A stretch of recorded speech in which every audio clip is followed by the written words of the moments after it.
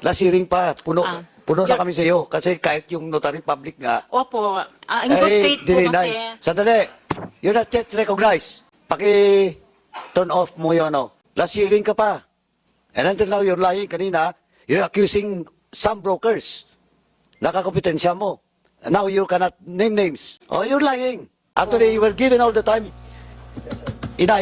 Kinuha mo na lahat ng time namin dito. Mr. Giros, of all your lies, if you continue to lie, you have the choice but to cite you in contempt. Pag nagsisinungaling ka pa rin.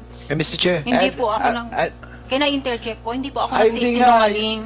Gusto mo ngayon, pa-contempt na kita? I will ask the members. Madam Quiros, di mo ba napansin, bago kami magsalita, inaantay namin na bibigyan kami ng karapatan ng aming chairman? Kasi nire-respeto namin siya eh. Kasi siya ang chairman. Pero ikaw, dapat din ganun. Bago ka magsalita, humingi ka muna ng permiso rito. Kung kami nga humihingi ng permiso, ikaw dapat humingi ng permiso. Naintindihan mo? Pare-pares kaming chairman. Pero dito, siya ang chairman eh. Nire-respeto namin. Maliwanag siguro yun. Kaya sa susunod, baka yun ang dahilan. Bakit cite ka namin in contempt? At marami ka doon mga nakalaban ng mga ahente. Don't tell us wala kang kilala kahit isa. Nagsisinungaling kayo eh. And hindi pa ako tapos. Huwag ka pumorma dyan. Ha? Sinabi mo kanina na may ibang broker pa, hindi lang ikaw. Yes po. In short, kung may sinabi kang may ibang broker pa, may alam ka, may kilala ka. Hindi ko na Diba? po alam yung mga kinakausap niyang iba. Mr. Chair. Yes. I just noticed, I was about to leave na eh, no? Pero parang medyo napabalik ako sa sinabi mo. Kasi parang feeling ko, Mr. Chairman, kapag yung medyo naging kakompetensya niya yung possible na ahente or hindi man ahente, sinasabi niya yung pangalan ng mga kapitan na ganyan kasi sila na naging ahente. Pero yung mga ahente na mga hindi naman hindi siya na nagiging kakompetensya, parang nire-refrain niya yung pagsasabi doon sa mga pangalang ito. That probably, yun ang magiging connect natin kay Mr. Eddie Yang. And I think this woman is continuing lying on this committee. And I hate to feel this way, Daisy, but unfortunately, patuloy yung ginagawa mo. Hindi ko na, yung transaction I still Referring delivering talking, you are not yet recognized by the chairman. So, again and again and again and again, sana huwag kang magsinungaling because, of course, napapagod din kami dito. Actually, gusto na namin muwi.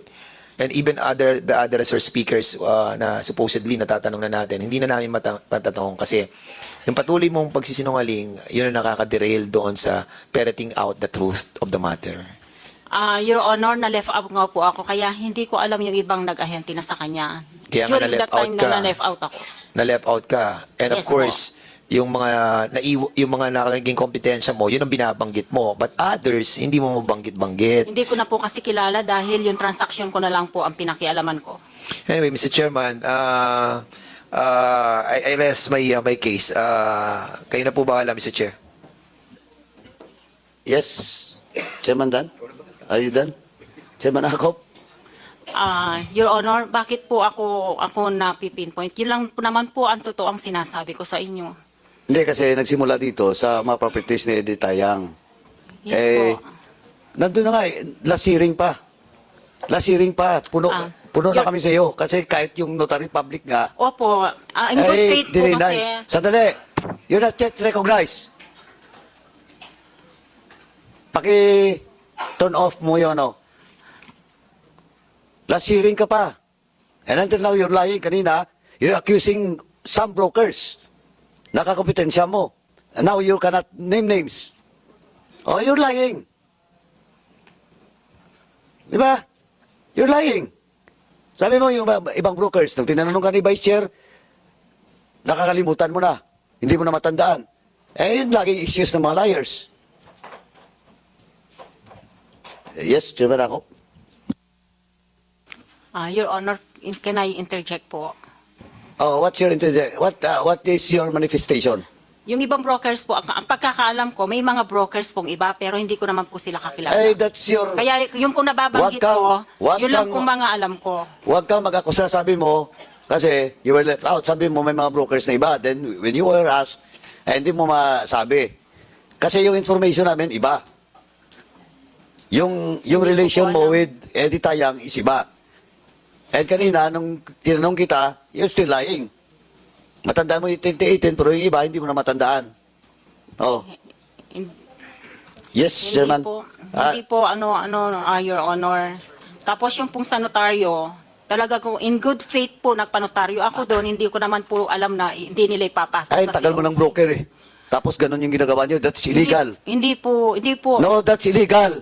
Because supposedly, you were there in front of the lawyer. Opo, kaya lang Okay. po, nagtiwala po ako, nasa loob Ay, yung yung tiwala is lawyer. different to the law. No? In the sense of the law, excuses no one. At naging practice nyo na yan. Hindi ko po ginagawa yon kasi Ah, that was the first time? Opo, Oh, ito pong J5MB Documentation Services, nagpark po ako sa likod nito. And then, and nadaanan they ko po have siya. stated that statement in the previous hearing, nagtatagal lang po tayo dito. Hindi po, Tala yun- po. yun po Kasi ang yung totoo, sinungaling ay nadaanan hindi ko po. matatakpan ng kasinungalingan. You, Ay- you were given all the time and you were given all the chances by Vice Chair to name names Hindi because ko you're po, accusing some brokers and you yes cannot name po. names. Yun lang po ang kilala ko, pero yung ibang brokers po, hindi ko po kilala. Yun Ay, lang po ang problema mo yan natatandaan because you're ko. accusing them. Now you cannot name names. Because in our information, halos lahat ng transaction doon, nandun ka. Wala po. Whether may ibang broker, ikaw pa rin ang papagitna doon. Hindi po totoo yan. Ay, ibig sabihin, nagsisinungaling ako? Hindi naman po. Kaya lang po, yung accusation po, hindi naman po totoo po. Hindi, tinawagan sinasabi. kita kanina eh. Ang natandaan mo, 2018 Christmas party. Pero pinaka-latest event, That was 2018 po. Yun lang po ang Hindi nga eh. pinatinan ko. ang sinasabi ko nga, we have proof and somebody will testify against you with your statement. Yung disclaimer mo na wala ka doon, nandun ka. Hindi Anyway, ko po Chairman, alam. Pwede ko po that's- makita. Actually, you were given all the time. Kinuha mo na lahat ng time namin dito, Mr. Giros, of all your lies. Hindi po ako nagsisinungaling. Chairman ako, oh, please turn off the microphone. Iya. Ganito yung sitwasyon eh. Ikaw, nakikita ng mga membro na hindi mo sinasagot ng tama yung kanilang mga katanungan. Di ba? Doon sa notarization, pinipilit mo yung sinasabi mo. Pero sino ang paniniwalaan namin? Yung abogado na ang pangalan nandun sa notarization na nagsasabi wala akong opisina doon. Tapos sinabi niya hindi ko pirma yan, hindi ko ninotarize. Sino ang paniniwalaan namin? Ikaw o yung abogada na o yung notary public na yun? Your Honor, can I interject po? Meron na rin po akong na-experience na ganong consequences. Hindi nga, hindi mo ako sinasagot eh. Hindi ko naman tinatanong yung experience mo eh. Ang tinatanong ko ay, kung ilagay mo yung sarili mo sa pwesto namin ngayon, sino ang paniniwalaan mo? Yung nagsasabi na wala akong opisina dyan, hindi ako ang nag-notarize niyan, o ikaw ang nagsasabi na doon ka nagpa-notarize? Opo, pinicturean ko po. O sino ang paniniwalaan mo? Hindi ko po alam kung ano pong ginawa ng sekretary na panotaryo. Hindi nga, hindi mo naman sinasagot yung katanungan ko na naman eh. Sino nga ang paniniwalaan mo? Kasi gusto ko, ilagay mo yung sarili mo dito sa pwesto namin ngayon. Kasi kami ang nakikinig at nagtatanong eh sa mga sagot mo. Eh sino ang paniniwalaan namin? Yung notary public na nagsasabi na wala siyang opisina ron at hindi siya ang nag-notarize ng dokumento na sinasabi natin. Yes Kaysa po. dun sa sinasabi mo. Sinong paniniwalaan namin? Yung pong pumirma, yung pong nagnotaryo. Oo. So, ibig sabihin, paniniwalaan namin yung sinasabi ng notaryo publiko. Di ba? Kaysa dun sa sinasabi mo. Opo, pero po in good faith. Oh, po, ang hindi ibig po. lang sabihin nun, hindi tama yung sagot mo. Di ba? Ano iya? Hindi ko po alam kung ano pong ginawa nung nagnotaryo. Eh, ikaw ang nagpapanotaryo, eh di dapat nandun ka kasi eh. Hindi Di lang, ba? hindi na lang, marami din po Dapat, ibang nagpapanotaryo. dapat, nung nanumpa ka, nandun ka. Kasi po pumasok po yung pumasok yung secretary. Ang Eh, pagkakaalam ko, Narinig ko na yan nung last hearing. Iya, narinig Yes ko na po. yan. pero yun po ang totoo. Dun, Mr. Chair, baka pwede makasingit, Congressman. sige na. Kapraso lang po. Ikaw, kilala mo si Rudy Ngo? Hindi ko pa sure sabi si Eddie Yang po ang nakausap ko regarding dun sa ang sabi niya sa akin ang buyer si Rudy Ngo. Pero hindi ko pa po siya na-meet. Hindi mo siya na-meet? Hindi pa po. Sigurado ka? Hindi po. Yung secretary lang niya po ang Sino secretary lang niya? Hindi mo siya na-meet? hindi ko po siya na-meet. Binigay ko lang po yung dokumento. Ikaw ba nag-transfer nung transfer nung Title ownership? po. Opo. Ha? Yes po. Sino kasama mo nung pumunta sa sa munisipyo nung magpa-transfer nung ownership? Nagpadeklara po. Ha? Wala po akong kasama, ako lang. Ikaw lang. Yes po. And you never meet yung may-ari mismo na bumili? Hindi po. Si ano lang po, yung secretary lang po Nakakuha ka ng niya. komisyon doon sa pagbili ni Rudy Ngo sa kay Eddie Yang? Hindi po ako nakabentan. Ano lang po ako. Doon sa pang-transfer po ng title. Sino nag-utos sa'yo para i-transfer yon? Si Eddie Yang po. So nagkausap kayo ni Eddie Yang? Oh, that was October po. Sige po, Mr. Chair. Pasalamat Yes ka. po. Medyo hindi mainit ang ulo, do kulang sa tulog si Chairman ako. And we have a lady vice chairperson present today. But in the next hearing, if you continue to lie, we have no choice but to cite you in contempt. Pag nagsisinungaling ka pa rin. Mr. Chair. Hindi po ako nang... Can I interject po? Hindi po ako Hindi nga. nagsisinungaling. Gusto mo ngayon, pa-contempt na kita? I will ask the members. I am giving you the chance because of the request of the members. Ang sinasabi ko lang, in the next hearing, if you continue to lie, pasensyahan na po tayo. Mr. Chair. We will cite you in contempt. Your Honor, No, wait. Sandali, hindi ka pa nire-recognize. Mr. Chair.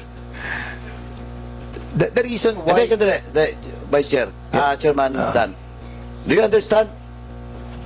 Yes po. Next hearing ha. Kasi kahit tanungin mo dito yung mga resource person, pareho kayo, alam namin lahat dito nagsinungaling ka. Hindi po. Alin po yung basehan niyo po yung honor, yung pong I am now questioning. yung pong special power of attorney po. Anong special power of attorney of Yung what? pong pinresent po ko sa sa municipality of Hindi assessor po. po na San Yung Simon. sinasabi, hindi lang yon. Ang sinasabi ko, since the first hearing that you attended this committee hearing, puro kasi nangalingan yung pinagsasabi mo. And Hindi po. we are giving you the chance on the next hearing. Ayun lang, Chairman. Mr. Chair, the reason why I asked for a 1-minute suspension, para nga at least tuwa sana na huwag na natin siyang i-cite for contempt, lalo na si Chairman Acop, medyo saka si Vice Chairman. Unfortunately, parang ang bigat ng damdamin ko kapag sumasagot ka ng ganun sa Chairman Parang nawawalan ka ng respeto dun sa Chairman natin. Hindi naman. No. Before you speak. Last na lang to ha, I warn you. Please don't speak if you are not recognized by the chair. Yes, let us finish muna. Kasi Paliwanag muna natin, Madam Quiros, di mo ba napansin, bago kami magsalita, inaantay namin na bibigyan kami ng karapatan ng aming chairman? Kasi nire-respeto namin siya Kasi siya ang chairman. Pero ikaw, dapat din ganun. Bago ka magsalita, humingi ka muna ng permiso rito. Kung kami nga humihingi ng permiso, ikaw dapat humingi ng permiso. Naintindihan mo? Pare-pares kaming chairman. Pero dito, siya ang chairman nire-respeto namin. Maliwanag siguro yun. Kaya sa susunod, baka yun ang dahilan. Bakit cite ka namin in contempt? Daisy, ganito gagawin mo para maliwanag. Once na nagsasalita kami, refrain from speaking, and then if you wanted to be recognized, taas mo na lang yung kamay mo. Huwag yung parang papasok agad na atribida ka na gusto mo nang madinig ka agad. No, it's not that way. There's a procedure and protocols in this August chamber, and we wanted to maintain that.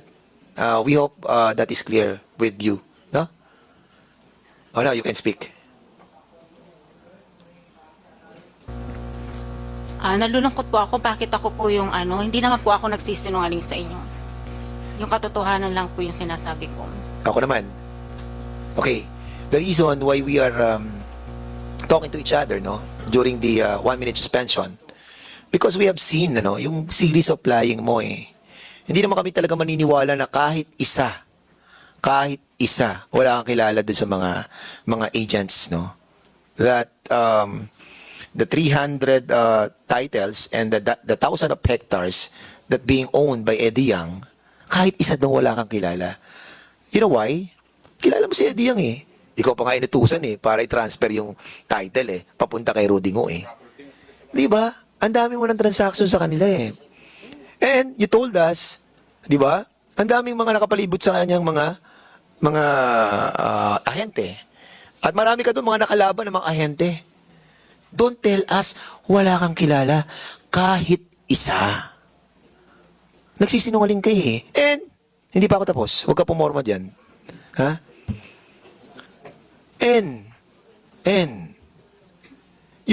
yung relasyon mo sa city kanina, sinabi ni Assessor, pupunta ka doon, di ba? Nakikipagtransa ka sa kanila. At sa patuloy mong pakikipag-usap doon sa sekretary ni Eddie Yang, hindi kami naniniwala na wala kang kakilala sa mga nakapalibot sa kanila. Di ba? Kung meron man, no, na transaksyon, yung sekretary mismo ni Eddie Yang, no, sa iba't ibang mga ahente, imposible na wala ka na-meet doon.